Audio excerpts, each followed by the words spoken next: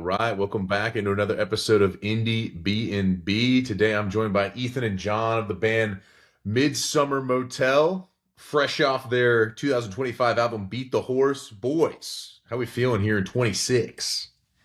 Good. Chili.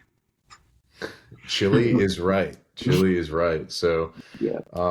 fired up to have you guys on the show. Obviously, got to see you guys for Zoe Bayani and God, I fuck her name up every time. Zoe Bayani. Yeah.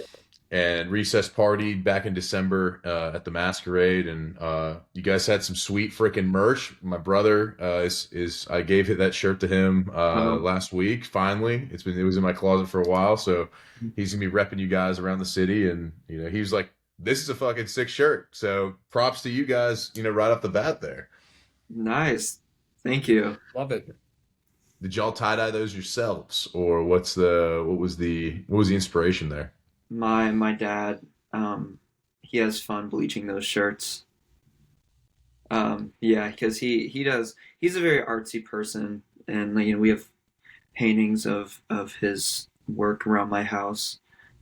So telling him to do that was a good excuse for him to not do other things. He's There always we he's go. always asking me, he's like, "You got any more shirts?" And I'm just like, "Yeah, I got like 50." Yeah, but yeah, I appreciate it. Yeah, man. Well, that's awesome. You got, kind of a little family affair. Get them all involved. I like it. Yeah, yeah.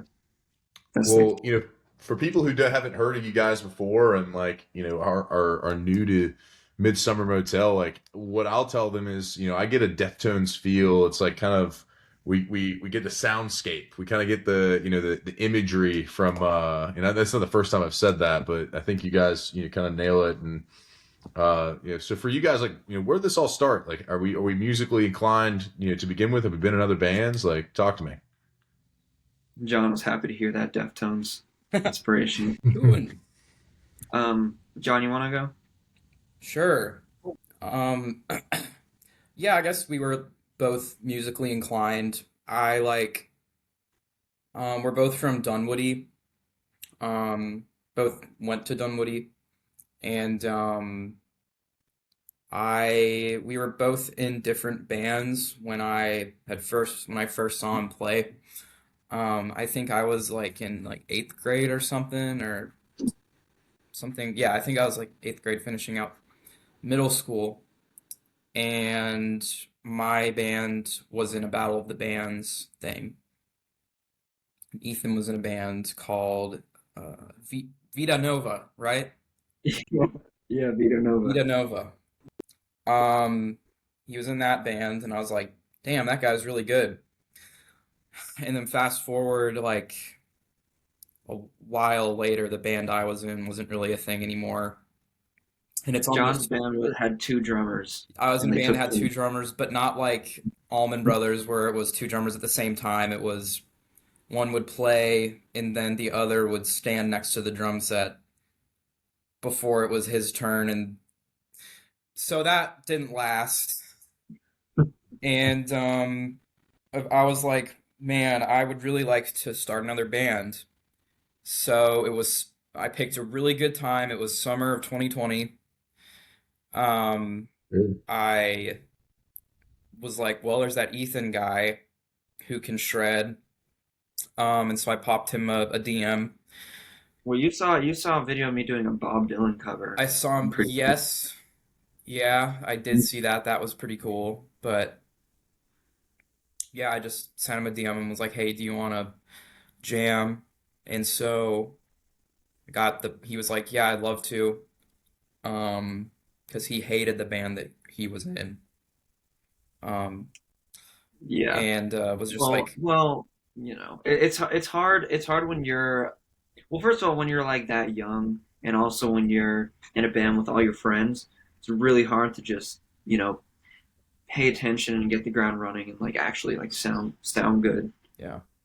So John, like I feel like when we first started playing together, we just like didn't even talk. I just like showed up and we just started playing.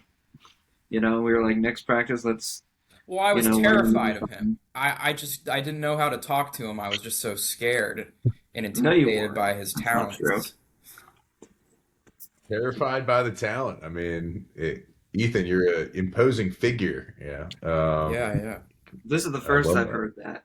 I really don't. I really don't think um, I know as much as you think. But yeah, I think when we first started, we were just playing a bunch of covers. We were doing like freaking Who did you like think John I Mayer covers. was? Yeah, we were doing a lot of John Mayer covers, and we had like a whole like kind of funk kind of inspiration thing that The Frats would have loved us. yeah, the Frats would have loved us, but um, yeah, I forgot at what point because it was just the two of us, and to start playing shows, we need to get a bassist, and then we got a bassist and kind of got our chops in, just kind of playing together, playing little coffee shops, and um, eventually, I think I think the first song that we actually started working on was "Where All Good People Go," which is like our most streamed song. I feel like, right? Adolescent Love might have come before that one. Oh, really? It was one of those. "Adolescent Love" is another song that was it. on Spotify, but we took it off. But we might put all of our old stuff back on there. But um, yeah, I forgot what point where we kind of switched from doing the cover stuff to original stuff. But I think when we did, that was when the band formed. You know? Yeah. So it kind of came out of, we're in COVID 2020. Let's, let's Yeah, get some people around here with chemistry. Obviously leaving one band to go to another band, probably a difficult deal. Like, kind of like breaking up with a significant other. Like when you do that, like to get to, how does that bring fresh eyes for what, the new project you started with John? Like, when you guys got in and you're like, all right, like, I know about this part of being in a band, but like taking, all right, how do I make this different, from that experience? Like, how do I make this experience, be more what I think it should be? yeah. I think.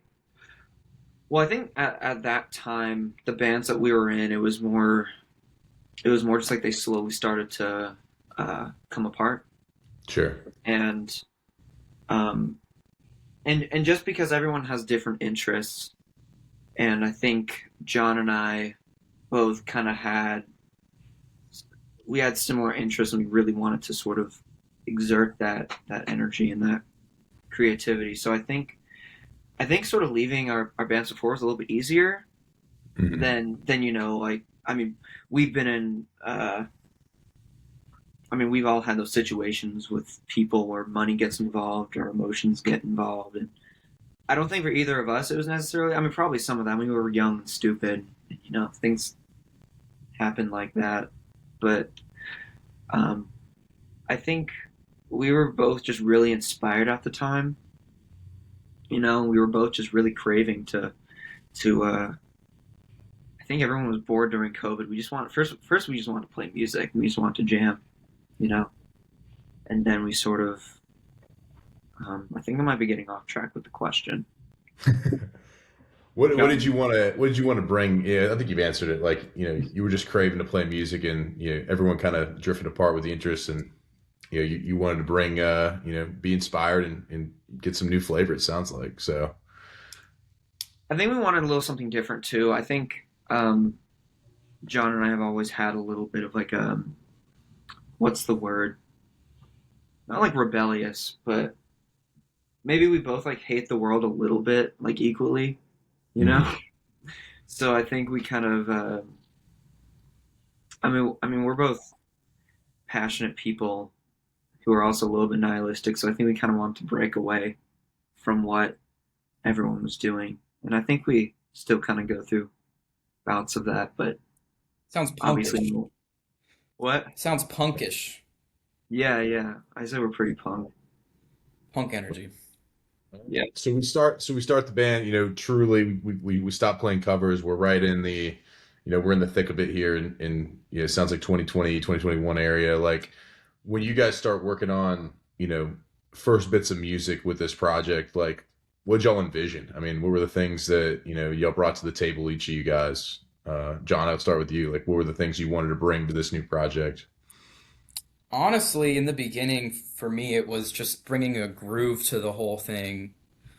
Um, because like a lot of like those like sort of there was a lot of weirdly funky music that I was listening to that I wanted to like play um with other people. Mhm. So it's gone a very different path since then, but it started with like again the sort of John Mayer coded, bluesy uh kind of thing.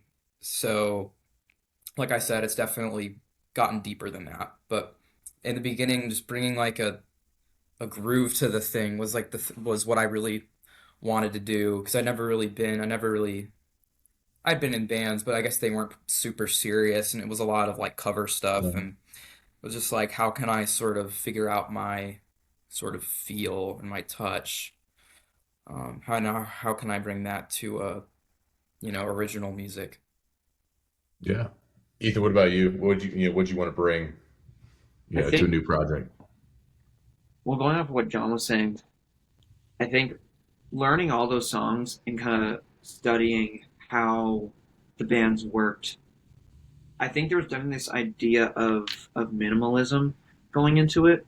Like we just wanted bassist, guitar, and drummer, and that's it. And that's how we wrote the songs. And it was always a question of how do we fill it out?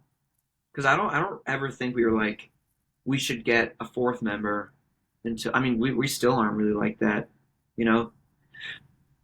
Just because I think started we like the idea of the bass doing things that a bass doesn't do or a guitar doesn't do, things like that. And I think because we were so limited, me specifically, I really just wanted to fill out the sound in ways Mhm. that uh, I guess were unconventional, but that was when we started to dabble into the whole shoegaze realm and the whole dream pop thing.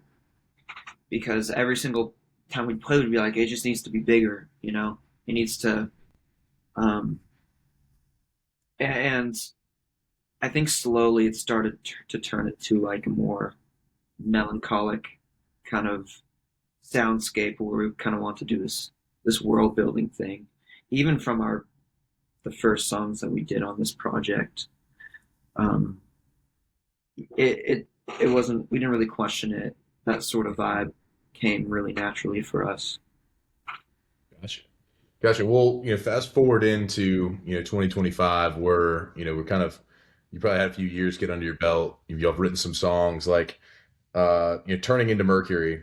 Like, I want to kind of talk through that one, individually. Like, what is that one, for you guys come from nothing to something? Like, how did it form? Where did that come from?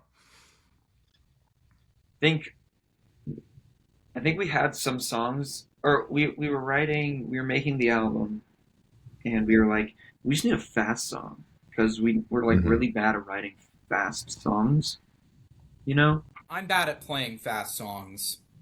No, That's what he meant to say. He was no, no, tries to no, say that's that. not. I don't think that's true. I think we're both more creative when there's more space in the song. You know, Sure. it's not very punk of us, but um, but but yeah, and then I think that was one of the songs that came together pretty quick.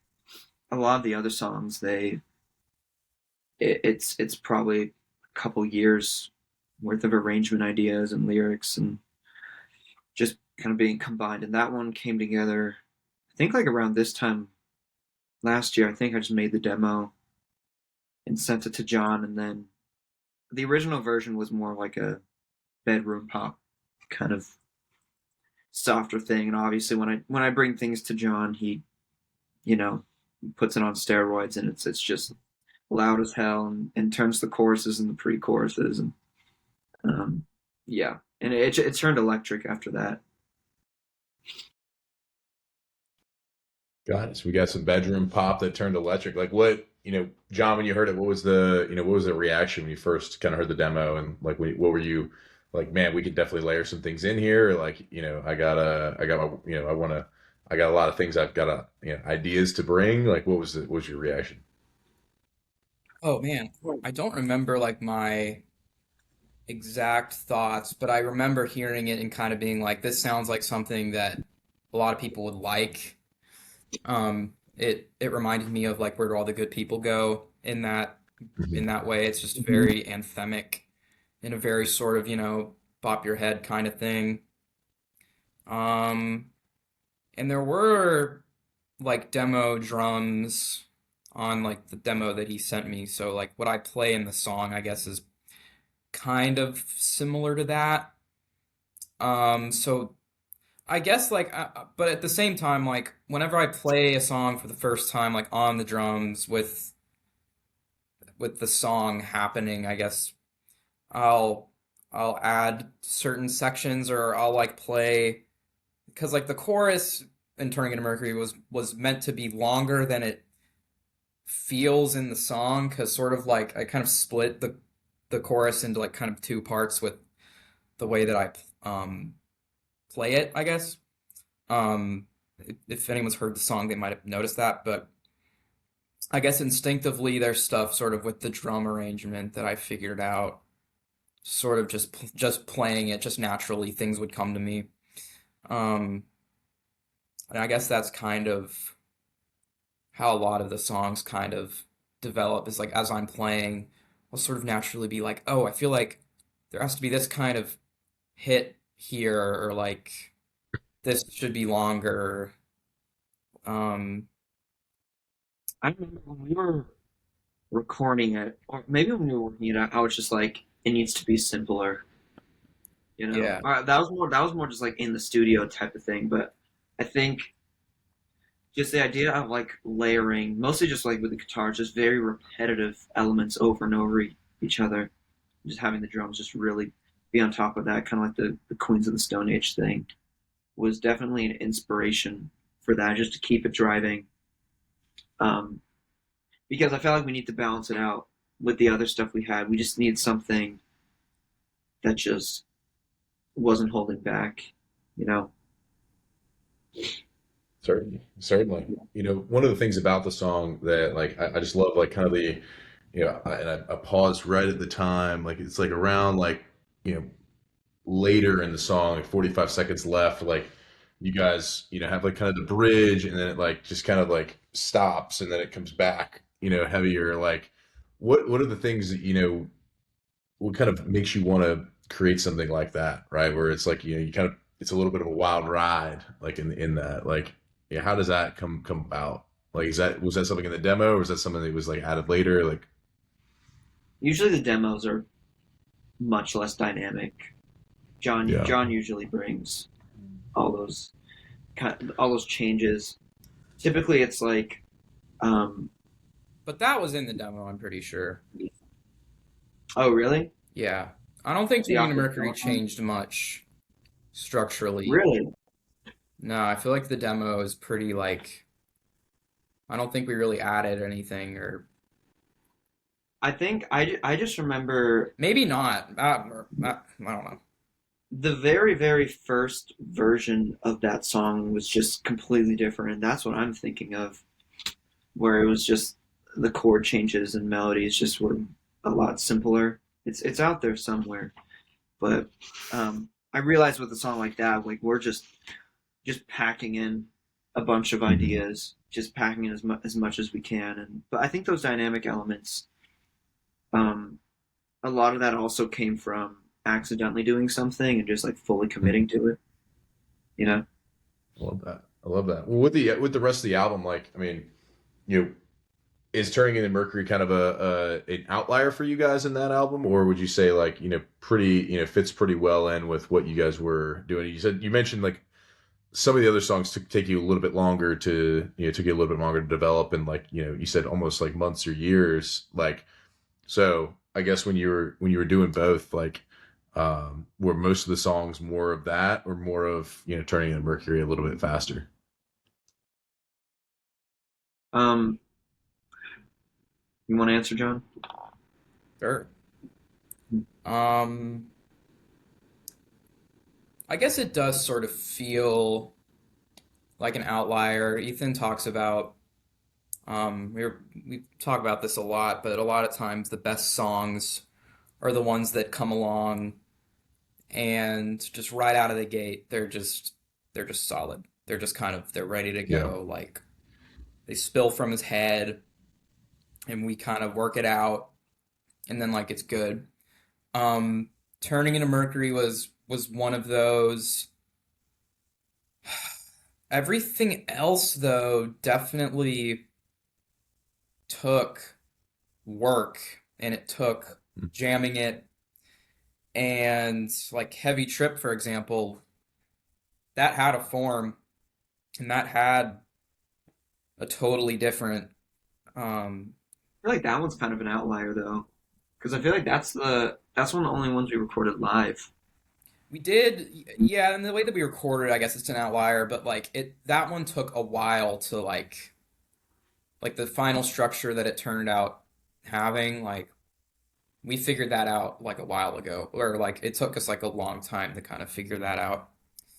Um, I will say I do think at the beginning, turning into Mercury, I think we thought it was going to be an outlier just because of the mindset we had making it, and we always try to not have this mindset, but I think we thought we needed a song that people would like, you know, and because a lot of this it's like it's very personal to us, and a lot of it is it's Yeah. experimental and things that we like, and um, we were just like, okay, we need to make something that people get, you know, um, and I think we were a little bit scared because if you go about always making a song by the audience's expectations, you're not going to get anything good. But I think in this case, like I mean, I still love that song, and I just think we instead of saying like we're going to make something that people like or they understand,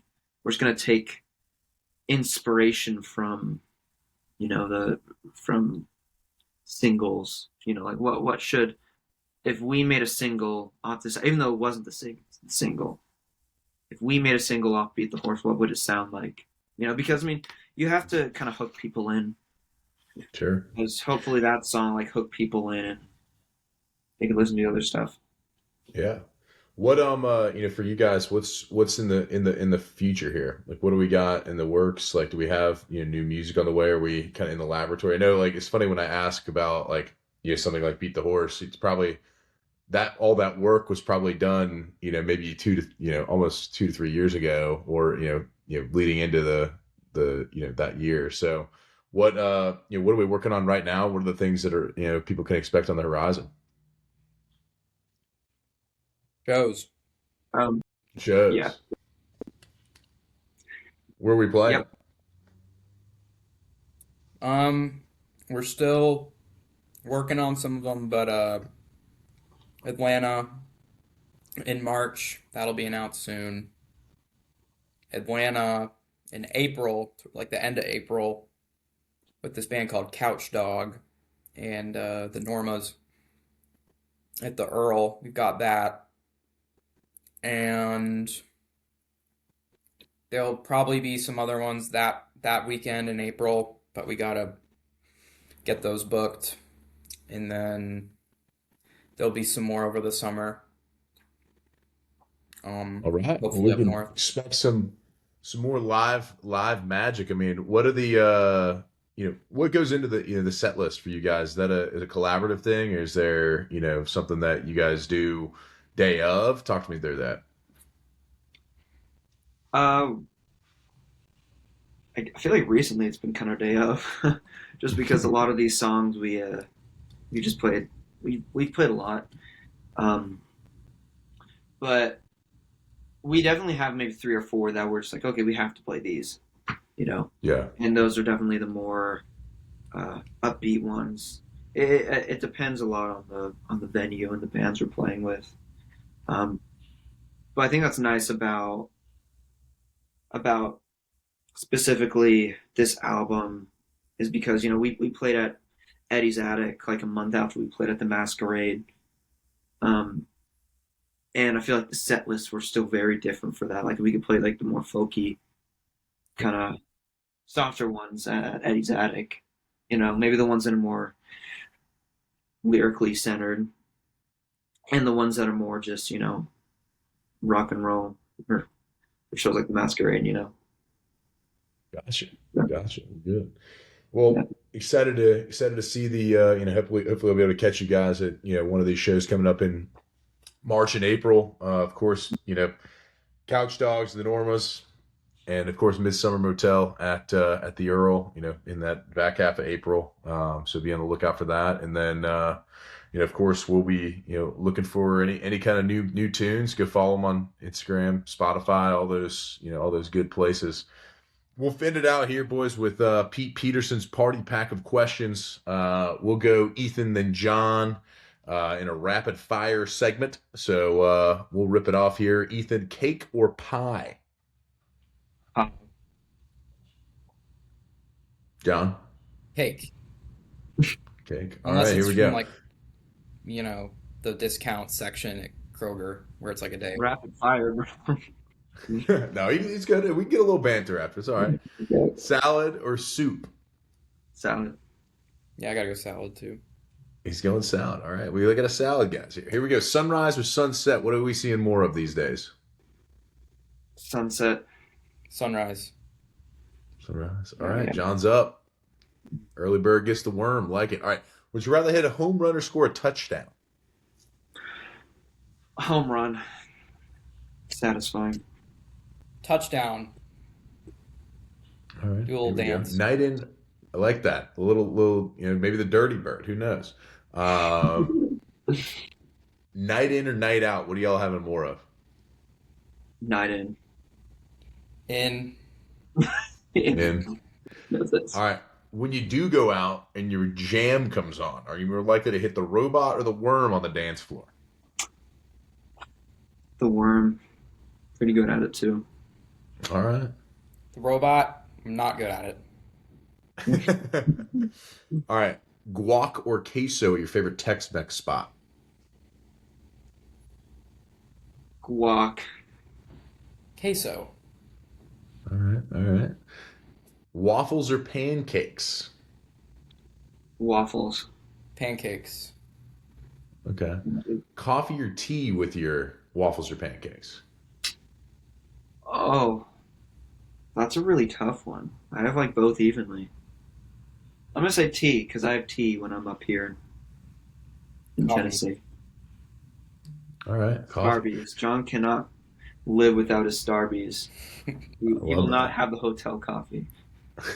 That shit's barely coffee. Yeah, All right.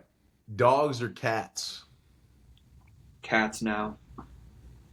Dogs. All day. All right. Ninja or a pirate? What do you identify more with?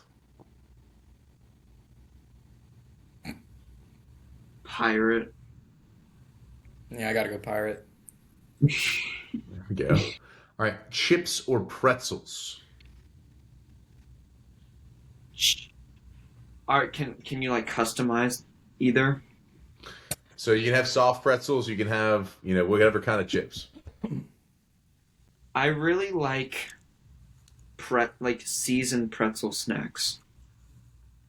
Okay. All right. So the buffalo, little honey Yeah, yeah. mustard. Okay. Those All things right. are I know so what you're good. talking I don't know if about, that yeah. counts, but that's No, like that my counts favorite. for sure. That's our pretzels. Okay, cool. Chips, specifically nacho cheese Doritos. Nacho cheese Doritos. All right. Here we go. Fries or tots? Fries. Fries. All right. Yeah. After a long day, are you guys unwinding with a TV show or a movie? Movie. Okay. TV show. All right. Are aliens real?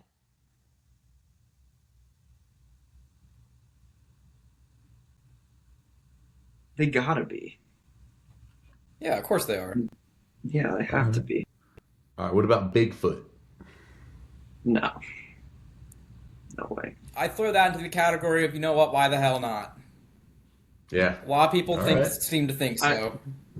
There are so many Bigfoot signs driving from Tennessee. It's unbelievable. I Got to hate be them. something to it. Yeah. I mean, there could be, but I'm sorry to disappoint all those people. All right. Is Love at First Sight real? No. Sure. Why the hell not? Why I the hell like it. not? All right. From each of you guys, give me one band that we ought to check out that we might not know.